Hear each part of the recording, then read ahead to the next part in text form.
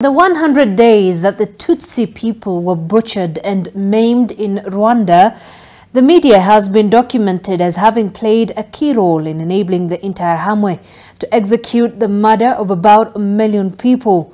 One such entity was Radio Television Libre Mille Collins, or RTLM, that used its airwaves to give key details of where people hid while championing for the Hutu-led movement, a matter that went before a regional court in East Africa and led to the incarceration of journalists in that country. Leila Mohammed takes a look at how the media landscape has changed and how art is used to mimic life in a bid to teach and inform the younger generation. The setting of this work of art brings to life real events that took place over a year inside Rwanda and whose players have become the poster individuals on just how far individuals could use media in spreading hate and aiding and abetting the murder of 1 million people in the span of under 100 days. You can imagine the people who were confronted to this daily, on a daily basis for months, and almost it was about to be lasting a year. It was not the only media involved in hate speeches in Rwanda prior to genocide to prepare spirits and souls. Written newspapers were also involved. The main players here are Kantano Habimana, Valerie Bemeriki and Georges Ruggiu, a white man from Belgium of Italian descent who moved to Rwanda and found his way into radio production, where together with the rest, they broadcast material that gave hideouts, praised soldiers in the fight against the Tutsis over a period of a year and a half. The question was for us when we started the process to understand what made people believe in these extremist and in this hate ideology. And that's why I've been doing the research on RTLM and on to see how the hate speech infiltrated the population in Rwanda. Lead actor Diogene Ntarindwa tries to become the man that he portrays. His character is that of Kantano Habimana, popularly known as Kantano. Time that I had opportunities to listen to him airing, I was a soldier of the opposing side. So I didn't know at that time that one day I will be involved in plays performing such a character.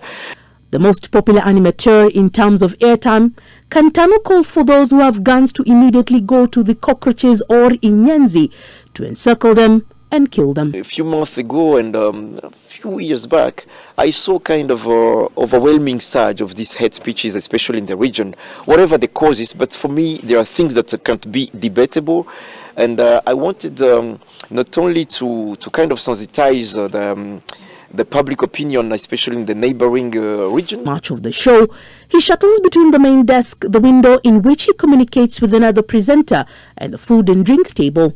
He dances after announcing that the Interahamwe fighters have rebuffed a defense of a Tutsi community in Butare in the south. Moments later, he removes his jacket and reveals a pistol holder with the pistol in one of the pouches. The only woman of the bunch sits facing the crowd's back. The actor who plays the role of Valerie Bemeriki, a significant figure in the story of how media was used to mobilize the Hutu community against their brothers, is also here. I think people underestimate just how powerful radio as a means can be, especially on the continent. But Valerie as an example, I mean, I had an opportunity to interview her in 2012. And yes, she did sound remorseful, but some of the things that she was able to do, it's sickening, honestly.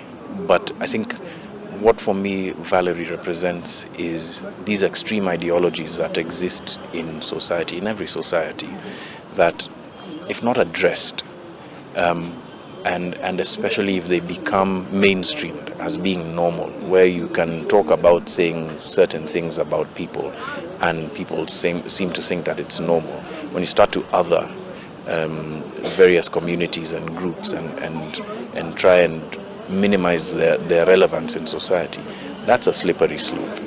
the use of music and call-ins from audiences, giving praise for the effort and giving details on potential hideouts of Tutsis. The creators bring out the realities of how the medium of radio was used to massively influence the large number of murders in Rwanda. Many note that had the media not used its platform recklessly then, maybe, and just maybe, the impact would not have been so huge.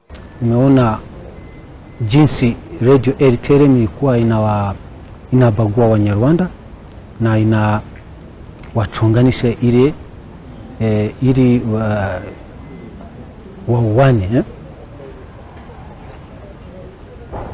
Naona hiyo ni kitu kibaya kwa radio. Hivi radio ina influence sana. Hivi wananchi wakisikiliza taarifa mbaya kwenye radio inaweza ikawafanya wafanye vitu vibaya. As I learned history, I learned many things about the influence and the impact of media, especially radio RTLM, in spreading hate message and influencing the killing of Tutsis in 1994. But today what I can say I learned is I got a clear picture of how the mood was in. I got to learn the names of people who were involved, the hosts, for example, Cantano.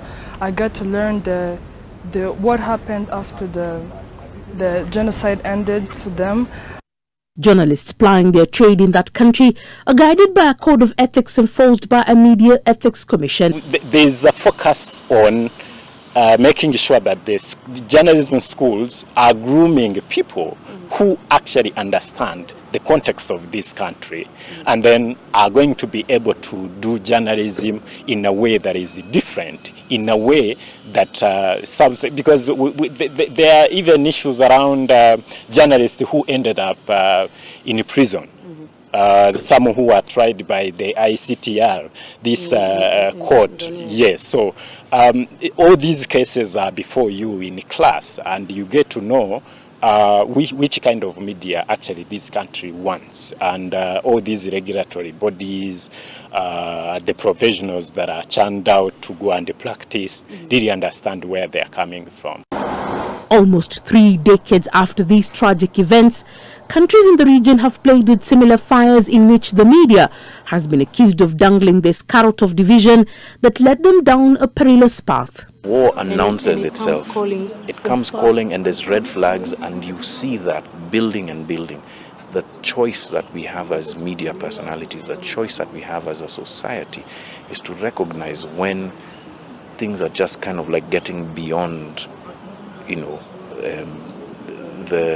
the scope of what we do and what we understand, and to reel ourselves back in. This, by the way, does not mean, I'm not calling for self-censorship, or I'm not calling for any of that. What I am calling is for sensible, objective debate. The players in the industry today have been urged to take a back seat and tick a few critical boxes before enabling an environment that can easily light fires that are not easy to put out. If hatred is a car, then you know, then radio and media is like petrol, right? So it can add that kind of, you know, that momentum to it. And it's important, again, just to recognize just how important it is to be responsible with what you have. Valerie is a great example of what can go wrong. Rwanda has stood firm and tall like its people in the last 3 decades. And according to the Ministry of Peace and Coordination of Unity in the country, the concentration is on 94% in Rwandan population, so on 94%. Had it been the efforts of the authorities and their good leadership, we would not have developed, we would have fallen again and again into the massacres. But the government has set up systems that is drawn from our civil law, for example, Gacaca, and we have rebuilt from then on. The role of the media is documented and prosecuted in a specialized court. After the genocide, the International Criminal Court for Rwanda, ICTR's action against RTLM began on 23rd October 2000 along with the trial of Hassan Geze, the director and editor of Kangura magazine. In 2003, at the tribunal in Arusha, life sentences were requested for RTLM leaders Ferdinand Nahimana and John Bosco Barayagwiza. They were charged with genocide, incitement to genocide, and crimes against humanity before and during the period of the 1994 genocide against the Tutsis. On 14th December 2009, RTLM announcer Valerie Bamariki was convicted by a Gashasha court in Rwanda and sentenced to life imprisonment for her role in inciting genocidal acts.